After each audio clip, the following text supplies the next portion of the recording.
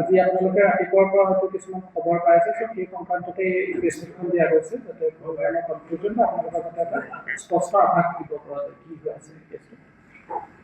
আৰম্ভ কৰোঁ। চেণ্ট্ৰেল এজেঞ্চিৰ ফালৰ পৰা এটা ইনপুট পোৱা গৈছিল যে তিনিচুকীয়াত এক্সটৰ্চনৰ পইচা এটা মানুহকেইজন মানে সৰবৰাহ কৰি আছে বুলি।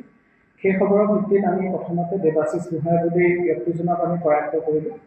তেওঁক সোধপোছত গম পালোঁ যে এক্সটৰ্চনৰ পইচা এটা তেওঁলোকক একাউণ্ট এটাত জমা দিবৰ কাৰণে জনোৱা হৈছিল।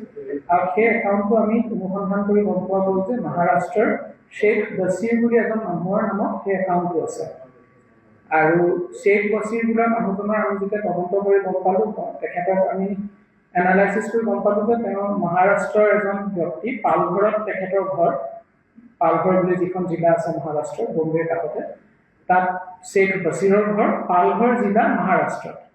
আৰু তেখেতৰ আমি যেতিয়া অনুসন্ধান কৰিলোঁ দেখিলোঁ যে তেওঁ ট্ৰেভেল হিষ্ট্ৰী এটা অলপ ছাছপেক্টেড ট্ৰেভেল হিষ্ট্ৰী আছে। তেওঁ খুব ফ্ৰিকুৱেণ্টলি আমাৰ কাষৰীয়া দেশ কিছুমানত তেওঁৰ মুভমেণ্ট আছে কেইবামাহ ধৰি। আৰু তেওঁৰ ফাইনেন্সিয়েল ট্ৰেনজেকশ্যনখিনিও যথেষ্ট সন্দেহযুক্ত। আৰু সেই খবৰৰ ভিত্তিত আমি যিহেতু এজেঞ্চিৰো ইনপুট আছিল চেণ্ট্ৰেল এজেঞ্চি, আমি মহাৰাষ্ট্ৰ পুলিচৰ সহায়ত আমাৰ টীমে গৈ তেওঁক ইতিমধ্যে কৰায়ত্ব কৰিছে আৰু তেওঁকো এৰেষ্ট কৰিছে। আৰু তেওঁক সোধপোছ কৰি পেলাই প্ৰাৰম্ভিক পৰ্যায়ত আমি এটা ইণ্টাৰষ্টেট ইণ্টাৰনেশ্যনেল এটা টেৰৰ ফাণ্ডিং নেটৱৰ্ক এটা আমাৰ সন্মুখত আহিছে। আৰু তাত দেখা গৈছে যে বিভিন্ন ধৰণৰ এনেকুৱা অসামাজিক আৰু ইলিগেল এক্সটৰ্চনৰ হয়তো পইচাৰ তাত টেৰৰ ফাণ্ডিঙৰ লিংক পোৱা গৈছে। আৰু পৰ্যায়ক্ৰমে তাৰপিছত আৰু কিছুমান সন্দেহযুক্ত তেনেকুৱা একাউণ্ট পোৱা গৈছে। আৰু ভাৰতৰে আন প্ৰান্তৰ কেইবাখনো ৰাজ্যত তেনেকৈ আমাৰ এতিয়া অনুসন্ধান চলি আছে। আমাৰ টীম ইতিমধ্যে আন কিছুমান ৰাজ্যলৈও ইতিমধ্যে আমাৰ টীম গৈ পাইছে, তাতো আমি পৰ্যায়ক্ৰমে আপোনালোকক জনাব পাৰিম। এতিয়া অপাৰেশ্যন চলি আছে।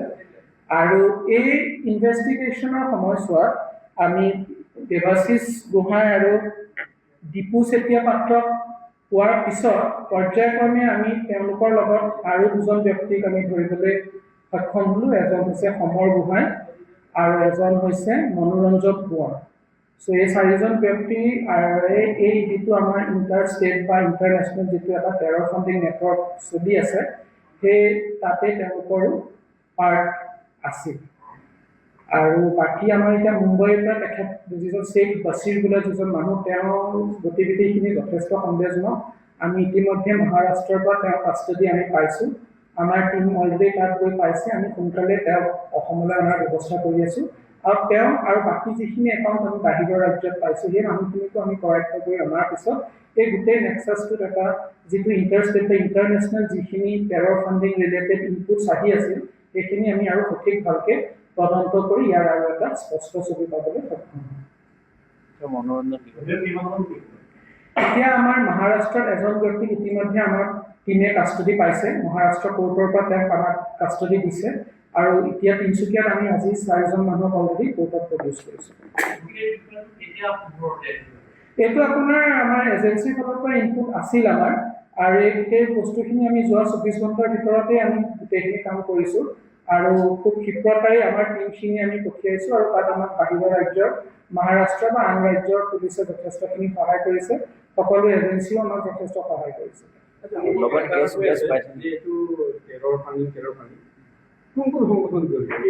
খুব প্ৰাৰম্ভিক পৰ্যায়ত আছে, কাৰণ আমি এতিয়া কৈছোঁ যে আমি অকল সেই ব্যক্তিজনক আমি এতিয়ালৈকে মুখেৰে সোধপোছ কৰিব পৰা নাই। তেখেতক মহাৰাষ্ট্ৰত ইতিমধ্যে কৰায়ত্ব কৰি আমাৰ টীমে আনিব। চ' তেওঁক অনাৰ পিছত আমি তেওঁৰ এতিয়া আমি অকল তেওঁৰ যিখিনি ফাইনেন্সিয়েল ষ্টেটমেণ্ট বা তেওঁৰ আমি যিটো ট্ৰেভেল হিষ্ট্ৰী পাইছোঁ, যে তেওঁ আমাৰ নেইবাৰিং কাষৰীয়া কোন কোন ৰাজ্যত গৈছে। আৰু এটা ইণ্টাৰেষ্টিং আৰু এটা পোৱা গৈছে যে সেই শ্বেখ বছিৰ বোলা মানুহজন আমাৰ নৰ্থ ইষ্টলৈ প্ৰায় আহি থাকে। চ' মহাৰাষ্ট্ৰৰ মানুহ এজন যিজন তেওঁ আমাৰ নেইবাৰিং দেশলৈ গৈ আছে, নৰ্থ ইষ্টৰ ৰাজ্যলৈ তেওঁৰ ট্ৰেভেল হিষ্ট্ৰী আছে। এই গোটেইখিনি তেওঁ ফাইনেন্সিয়েল ট্ৰেনজেকশ্যন যিখিনি আমি পাইছোঁ, সেইখিনি যথেষ্ট সন্দেহজনক। আৰু যিহেতু সেই একাউণ্টটোত এক্সটৰ্চনৰ মানি ভৰাবলৈও নিৰ্দেশ দিয়া গৈছিল, চ' গোটেইখিনি এটা স্পষ্ট ছবি এখন হয়তো দিছে, কিন্তু গোটেইখিনি আমি তদন্ত কৰি তাৰ সম্পূৰ্ণ বিৱৰণটো আমি পাবলৈ এইখিনি এতিয়া আমি যিখিনি পাইছোঁ, যিজন ব্যক্তিক আমি ধৰিছোঁ দেৱাশিষ গোহাঁই, তেখেতক আমি কৰায়ত্ব কৰিছিলোঁ। আৰু চেণ্ট্ৰেল এজেঞ্চিৰ ফালৰ পৰা তেওঁক কৰায়ত্ব কৰাৰ পিছত যিখিনি তথ্য পাইছোঁ, গোটেইখিনি কৰিবলৈ ধৰিছোঁ। চাৰিজনক যদি দিয়া হৈছিলে সেই বছৰৰ একাউণ্টত না 4জন চেক বছৰ বুলিয়ে নহয় মই কৈছোঁ যে ইতিমধ্যে বেলেগ ৰাজ্যতো আমাৰ চলি আছে অকল এটা একাউণ্টে নহয় কেইবাটাও তেনেকুৱা পোৱা গৈছে আৰু এই 4জন মানে তেওঁলোকক সেই যিটো নেটৱৰ্কত তাত তেওঁলোকৰ ইনভলভমেণ্ট পোৱা গৈছে আৰু তেওঁলোকক কৰায়ত্ব কৰি যেতিয়া আমি তেওঁলোকক সোধপোছ কৰিছোঁ বা তেওঁলোকৰ মোবাইল আদি চাইছোঁ তাত আপত্তিজনক নথিপত্ৰ বা তেনেকুৱা কিছুমান আপত্তিজনক যিখিনি বস্তু পাবলৈ মানে তেওঁলোকৰ বিৰুদ্ধে যিখিনি যায় সেইখিনি এভিডেন্স পোৱা গৈছে চমৰ গোহাঁই কেনেকুৱা ধৰণে জড়িত আছে এতিয়া মই এইটোৱে কৈছোঁ যে তেখেতৰ আমি সেই সোধপোছৰ ইনভেষ্টিগেশ্যনতে তেখেতৰ নামো সন্মুখ পাইছিল আৰু তেওঁ ইনিচিয়েলি আমি যিখিনি তেওঁক সোধপোছ কৰিছোঁ বা যিখিনি তেওঁ মোবাইলত বস্তু পাইছোঁ সেইখিনি অলপ তেওঁ এগেইনষ্টত গৈছে আৰু এতিয়া বাকী খুব প্ৰাৰম্ভিক পৰ্যায়ত আছে আমি কোৰ্টত আজি তেওঁ ইতিমধ্যে কাষ্টডি পাবলৈ সক্ষম হৈছোঁ চ' মহাৰাষ্ট্ৰৰ মানুহজন হওক বা বেলেগ ৰাজ্যৰ যিকেইজন মানুহ আমি যদি কৰায়ত্ব কৰি আনিব পাৰোঁ তেওঁলোকক সকলোকে আমি লৈ পেলাই ইনভেষ্টিগেশ্যনটো আগবঢ়ালে এটা স্পষ্ট ছবি পাবলৈ সক্ষম হয় কেছ ৰিকভাৰী হৈছে আৰু বাকী কেছৰ ৰিলেটেড যিখিনি ডিটেইলছ আছে এইখিনি অপাৰেশ্যনৰ পাৰ্ট আছে কেছৰ ৰিলেটেড আপোনালোকৰ চিজাৰ বা যিখিনি আছে আমাৰ ডিছমিছলি ক্ৰাইম আপুনি এবাৰ কেছৰ কথাখিনি লৈ লওক মই তাৰপিছত আকৌ এইটো যে মেটাৰ আছে এইটো কমপ্লিট যিটো তদন্ত হৈছে সেইটো আমাৰ তিনিচুকীয়া থানাত দুটা কেছ ৰেজিষ্টাৰ হৈছে first case Tinsukia police station case number 98 of 2026 under section 61 subsection 2 section 147 149 308 subsection 4 109 3 subsection 5 of Bharatiya Nyaya Sanhita read with section 10 13 16 1 subsection B 17 18 19 32 38 subsection 2 and 39 subsection 2 of UAPA Act section 345 of Explosive Substances Act and section 25 1A of Arms Act.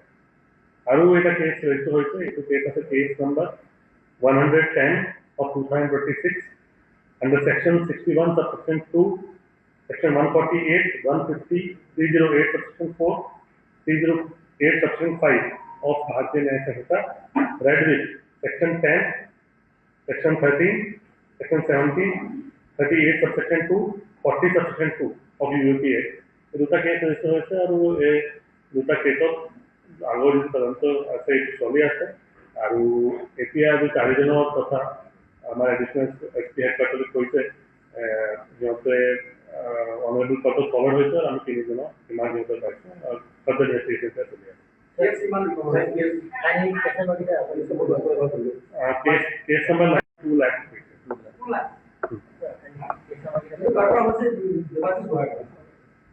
Debashish Gohain আৰু দীপু চেতিয়া সিহঁত দুটাৰ পৰা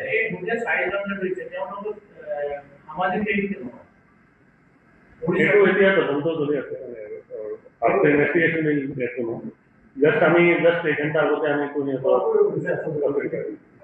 এতিয়া খুব মই পুৰণা record চাব লাগিব কিন্তু এইটোতো এটা থিয়ৰী থাকেই যে যেতিয়া টেৰৰ ফাণ্ডিঙৰ কথা আহে সেইটো কেতিয়াও লোকেলাইজ নহয় এইটো এটা নেশ্যনেল বা ইণ্টাৰনেশ্যনেল লেভেলতেই হয় আৰু ইয়াত হয়তো বেলেগ কম্পনেণ্টো থাকিব পাৰে চ' হয়তো এইটো খুব এটা লোকেলাইজ বস্তু হ'ব বুলি মই আশা কৰোঁ